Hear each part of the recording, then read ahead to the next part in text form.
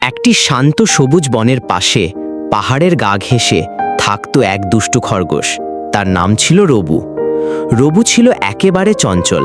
সে সারাদিন দৌড়াতো, লাফাতো আর খেলাধুলা করত। প্রতিদিন সকালবেলা সূর্য ওঠার আগেই সে তার গর্ত থেকে বের হয়ে পড়ত, বনজ পথ ধরে ছুটত আর প্রকৃতির সঙ্গে মিশে যেত।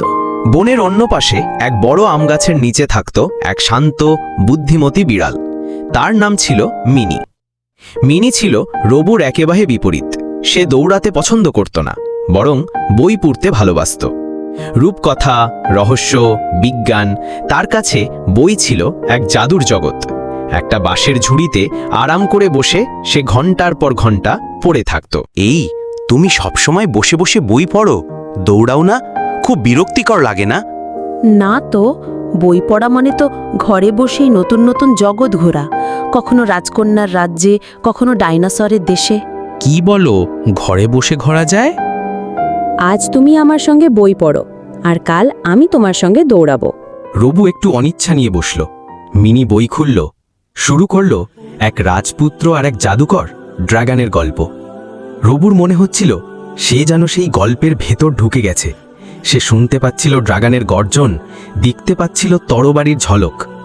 এই তো জাদু, আমি তো সত্যিই ওখানে ছিলাম। পরদিন সকালে মিনি রবুর সঙ্গে দৌড়াতে এলো। শুরুতে সে হাঁপিয়ে যাচ্ছিল, কিন্তু ধীরে ধীরে সে ছন্দ পেয়ে গেল। তারা একসঙ্গে ঝর্ণা পার হলো, বাঁশমন ঘুরল, পাতার আড়ালে লুকোচুরি খেলল। সেদিন থেকে রবু আর মিনি একে অপরের সেরা বন্ধু হয়ে গেল। সকালে তারা দৌড়াতো আর বিকেলে বই পড়ত। রবু শিখল কল্পনার জগতে ভ্রমণ করতে, মিনি শিখল প্রকৃতির সঙ্গে মিশে থাকার আনন্দ। তারা ছিল একে অপরের থেকে আলাদা, কিন্তু ঠিক সেই কারণেই তো তাদের বন্ধুত্ব এত সুন্দর। সবচেয়ে ভালো বন্ধুরা অনেক সময় একদম অপ্রত্যাশিত জায়গা থেকে আসে।